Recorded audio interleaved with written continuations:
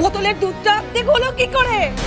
Coconut milk জয়ের একদম সহ্য হয় না, ওর জন্য বিষ ওটা।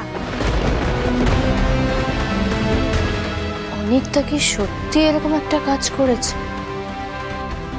কিন্তু অনিকটা এবার জানলো কি করেছে আমি পুডিং বানাচ্ছি?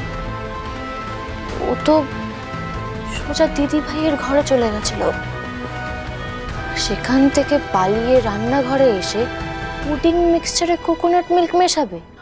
আর কেউ যদি দেখে ফেলে সেটারও ভয় পাবে না। আর তাছাড়া ওই বোতলে যে কোকোনাট মিল্ক ছিল সেটাই বা অনিকটা জানবে কি করে? এত তাড়াতাড়ি এত কিছু করে পালিয়ে যাওয়াটাও অসম্ভব। না, সময়টা কিছুতেই মিলছে না, হিসেবটাও মিলছে না।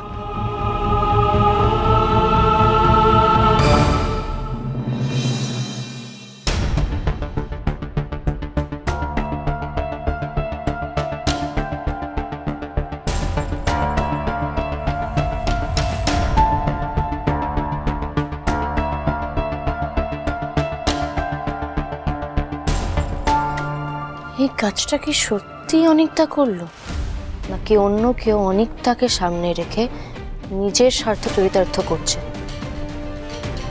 সেটা কে হতে পারে?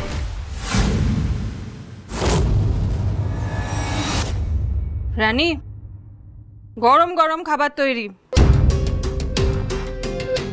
শোনো, ডক্টর চ্যাটার্জির সঙ্গে আমি একদম কথা বলে নিয়েছি। তোমার এই কদিনের ফুড চার্ট কি, তোমার কখন কি ওষুধ, কখন কি খেতে হবে, এই কদিন কিন্তু একদম সবকিছু টাইমলি।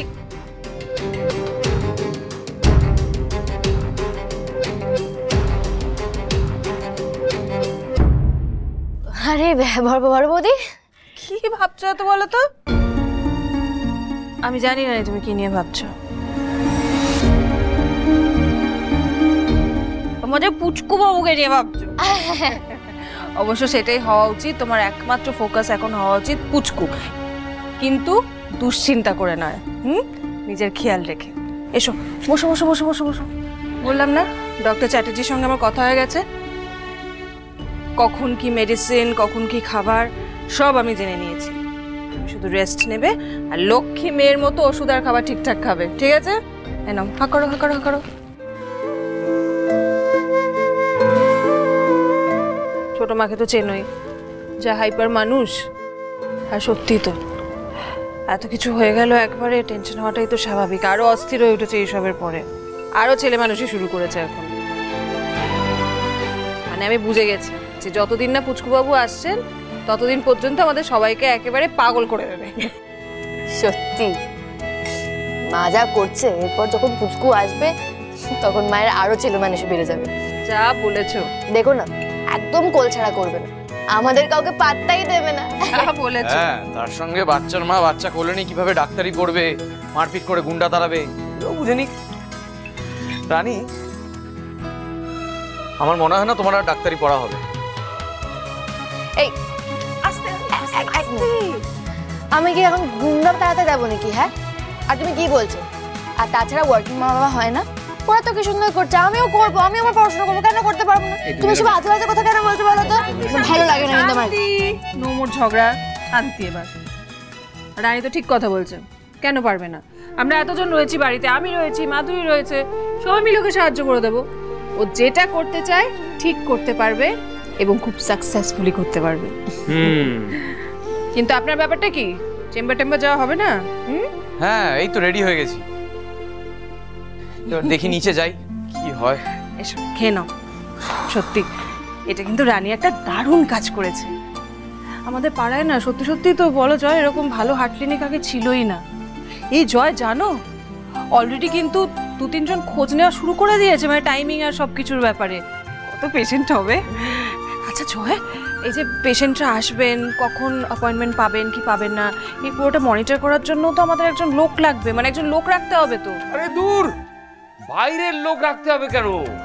দেখো, রিটায়ারমেন্টের পরে আমার তো কোনো কাজ নেই, সারাদিন বাড়িতে বসে থাকি আর তোমাদের শাশুড়ি মায়ের বকা খাই। ও জয়ের চেম্বারে দেখভাল আমিই করবো। আরে তো দারুণ আইডিয়া। একদমই। এই সকালবেলায় উঠে আমি চেম্বার খুলে নাম টাম সব লিখে রাখবো, তারপরে তুই গিয়ে পেশেন্ট দেখবি। হ্যাঁ আজকেও তো দু একজন পেশেন্ট এসে বসে আছি, যা গিয়ে দেখ। হ্যাঁ এই তো যাচ্ছি। রানী সাবধানে থাকবে, চলো। শুনেছো তোমার রাগী বর কি বলে গেল?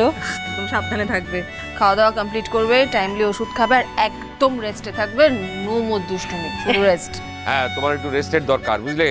ওই ঝড়ঝাপটা তো কম গেল না, আমি যাই গিয়ে দেখি জয়কে কিভাবে হেল্প করতে পারি। হ্যাঁ খেয়ে নেবে কিন্তু, আর কোনো দরকার হলো ডাকবে। ঠিক আছে।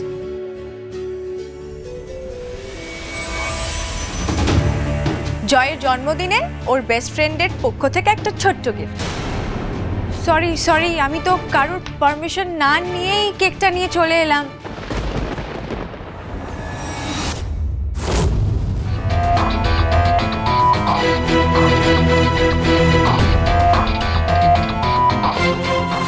এই জয় জয়, এইবার থেকে রোজ চেম্বারে বসবি, বুঝলি তো?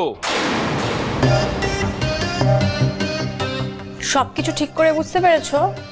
জায়গাটা ঠিক কোথায়, এক্স্যাক্টলি কোথায় সেটা জানো তো? আরে ম্যাডাম, আমার কিন্তু পুরো কলকাতা একেবারে চষা। এই জায়গাটা তো ওই ভবানীপুরের দিকে। আমি নিজে গিয়ে দেখে এসেছি, বড় করে হার্ট ক্লিনিক লেখা ছিল। তাই? অ্যামেজিং। তা তোমাকে ঠিক কি কি করতে হবে সেটা বুঝতে পেরেছো? হ্যাঁ ম্যাডাম, সব কিছু ভীষণ ক্লিয়ার আমার কাছে। শুধু আপনি পারমিশন দেবেন, আমি কাজ শুরু করে দেবো। অ্যামেজিং। ডক্টর দুর্জয় সেনগুপ্তার ক্লিনিক যাতে খোলার আগেই বন্ধ হয়ে যায়,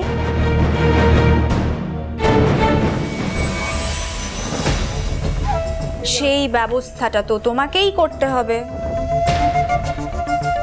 জানো তো, বদমেজাজি ডক্টর দুর্জয় সেনগুপ্তার বিরুদ্ধে কত লোকের মনে কত ক্ষোভ তুমি ভাবতে পারবে না। তোমাকে শুধু সেটা একটু বাড়িয়ে দিতে হবে।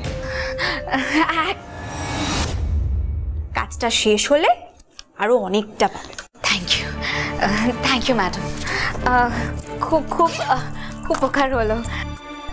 আমি আজকে যাই। হ্যাঁ, আপনার যে কোনো অসুবিধা আপনি আমায় জানাবেন। Everything will be done. Sure. তোমারও কোনো প্রবলেম হলে call. Thank you ma'am, thank you. আসছি। হ্যাঁ,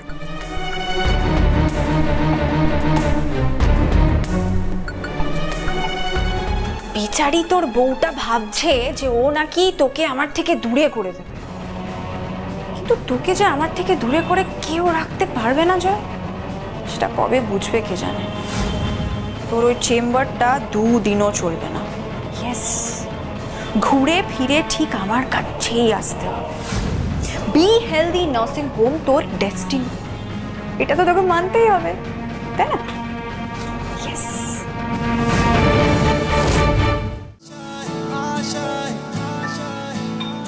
कुछ पाने की हो आस आस, कोई अरमा हो जो खास खास आशाएं, हर कोशिश में हो बार बार, करे दरियाओं को आर पार आशाएं, तूफानों को चीर के मंजिलों को छीन ले आशाएं,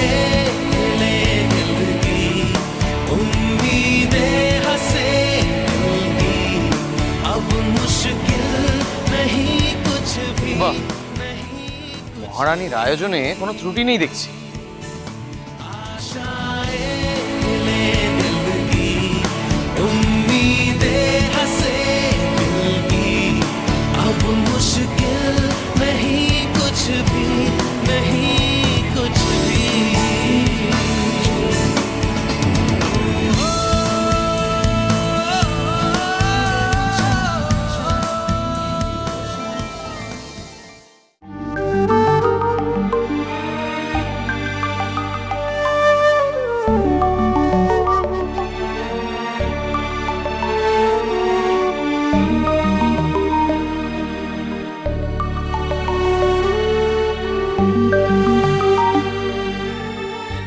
এই অ্যালবামের ছবিগুলো আমার আইডলের, আমার রোল মডেলের।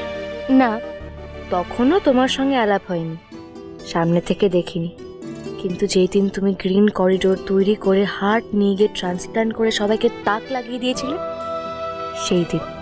সেই দিন থেকে তুমি আমার চোখে একজন আদর্শ ডক্টর। তারপর থেকে তোমাকে নিয়ে সমস্ত নিউজ পেপার কাটিং আমি যত্ন করে আমার কাছে রেখেছিলাম।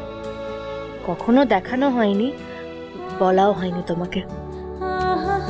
আজ তোমার জীবনে একটা নতুন অধ্যায় শুরু হচ্ছে দুর্জয়। এই সব ছবিগুলো তোমাকে মনে করিয়ে দেবে ডক্টর দুর্জয় সেনগুপ্ত চাইলে ঠিক কি কি করতে পারে। শুধু মাথাটা একটু ঠান্ডা রাখতে হবে। এলে তুই সাথে থাকলে কি ভয়, তোর ঠিকানায় পাঠালাম হৃদয়। প্রেম হলে এক সুরে গান বেজে যায়, সে দেয় যখন তবু সেই তো ভেজা।